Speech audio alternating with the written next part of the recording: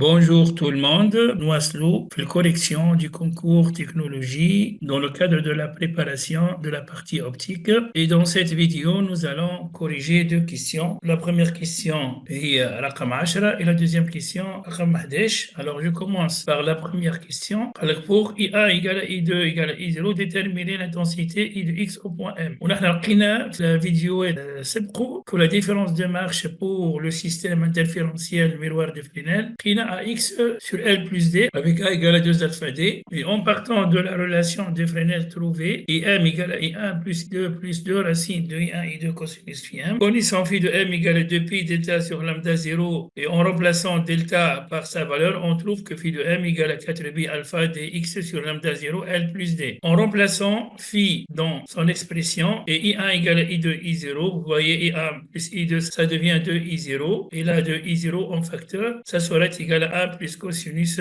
4 pi alpha dx sur lambda 0 d plus L. La question suivante, déterminer l'interfrange I et la largeur approximative H du champ d'interférence, en déduire une estimation du nombre de franges brillantes N observées sur l'écran, calculer I, H et N. Il nous donne ici lambda 0 500 nanomètres, D égale à 0,5 mètres, L égale à 2,5 mètres et alpha est égal à 6 10 puissance moins 3 radians. Je vous rappelle que pour déterminer l'interfrange I, nous allons nous concentrer sur les franges brillantes définies par une différence de phase est égale à 2 kpi. Connaissant que phi de M est égal à 4 pi alpha dx sur lambda 0 L plus D est égal à 2 kpi, on tire xk d'ici. En simplifiant à droite et à gauche par 2 pi, on trouve xk égale à k lambda 0 L plus D sur 2 d alpha. L'interfrange I égale à xk plus 1 moins xk.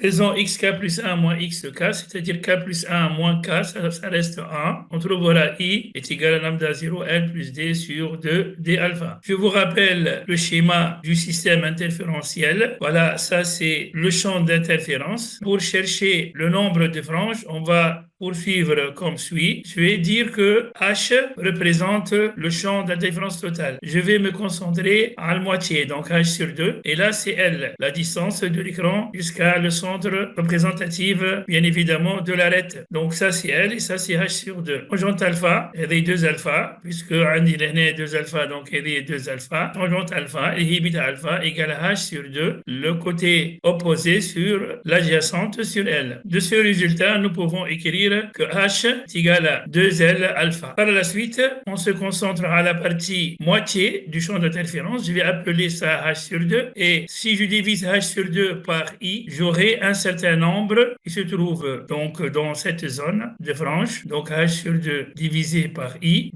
un nombre entier ou non entier. Pour cela, nous allons prendre la partie entière. Par la suite, nous allons multiplier par 2 pour trouver tout le nombre. Mais à ce niveau, pour ajouter la frange centrale, donc on va rajouter plus 1, donc c'est la frange centrale, et comme ça, nous trouvons le nombre n qui sera inclus dans cette zone d'interférence. Maintenant, les applications numériques. Pour I, je trouve 0,25 mm, pour H, sur la 2 alpha L, on trouve 3 cm, et pour N, vous trouvez 121. Merci pour votre attention et à la prochaine correction, Inch'Allah.